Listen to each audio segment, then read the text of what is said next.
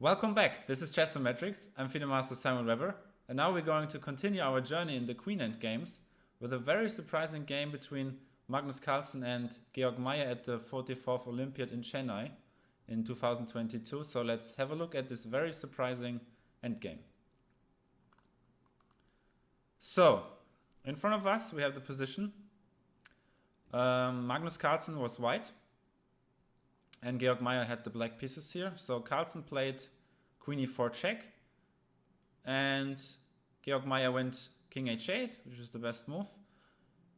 And if you want to judge this endgame on your own, you can pause the video and try to think, is this winning for white already? Is this still equal? But it's very instructive to know, if you continue with the position, that, okay, King g6 was played first.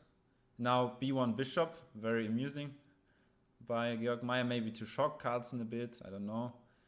Queen takes b1, of course. And now, queen endgames are always surprising.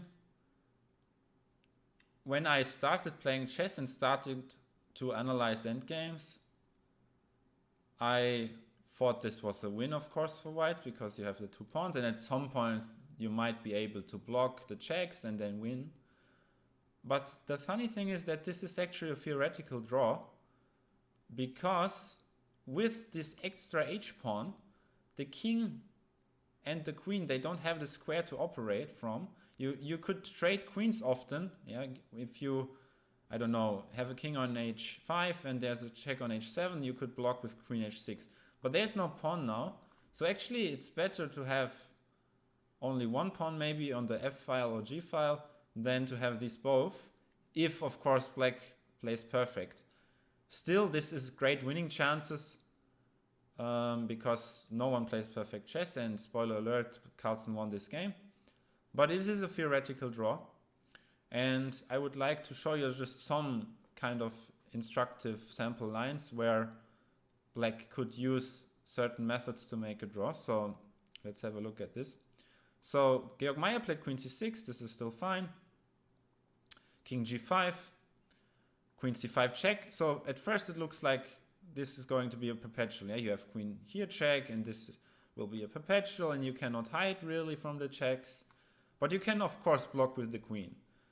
Now you also have some mate threats if you don't give a check. So that's why I think this is the most instructive moment in the whole game, or in the whole endgame at least. I don't know about the whole game, but in this endgame, this is the most instructive move and moment, because only one move holds.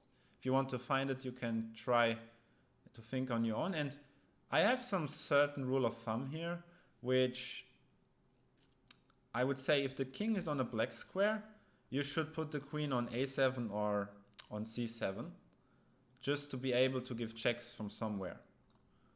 That's my guess. And also protect this mate on g7. So the 7th rank is very important. You can already try to understand, because of these mate threats on g7 always. And if the king is on a light square, I think b7, I should put it in blue, b7 and maybe d7 are good squares, because then sometimes you also can give checks and might make a draw this way. So this is quite nice. That's at least what I used as a method, and I think it works quite well here. So that's why I would consider this and this move, and of course the check on e3, which was played by Georg Mayer, queen e3, but this loses to queen f4, and then king g6.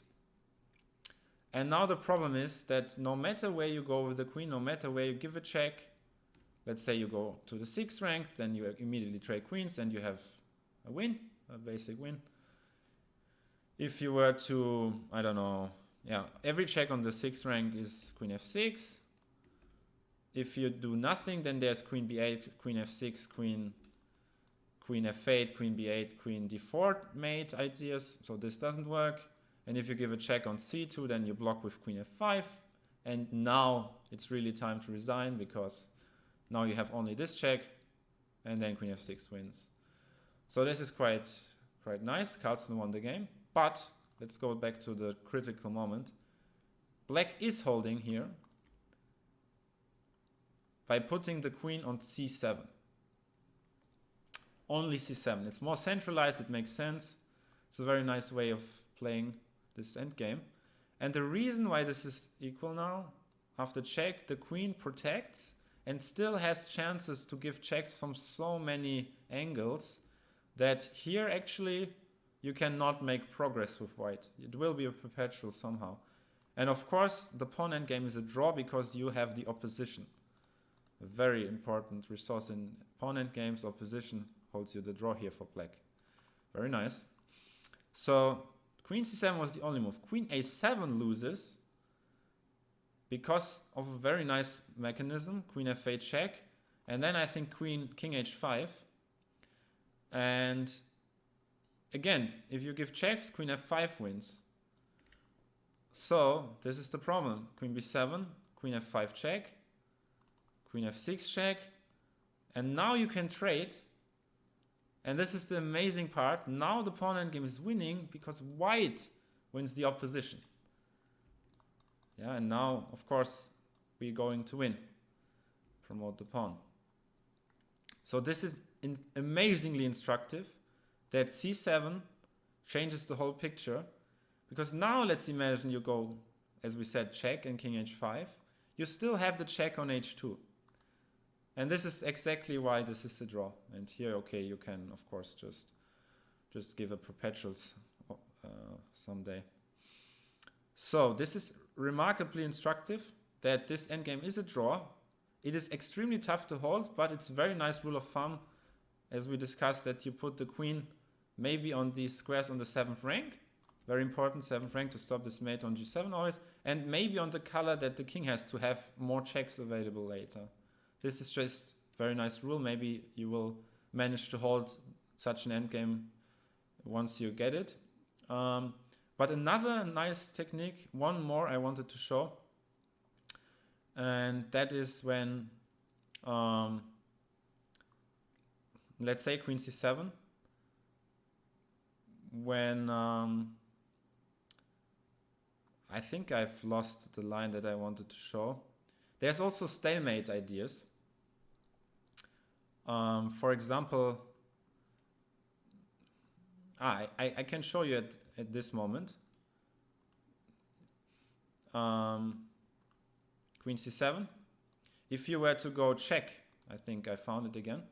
If you were to go check, queen f6, and then black plays king h7.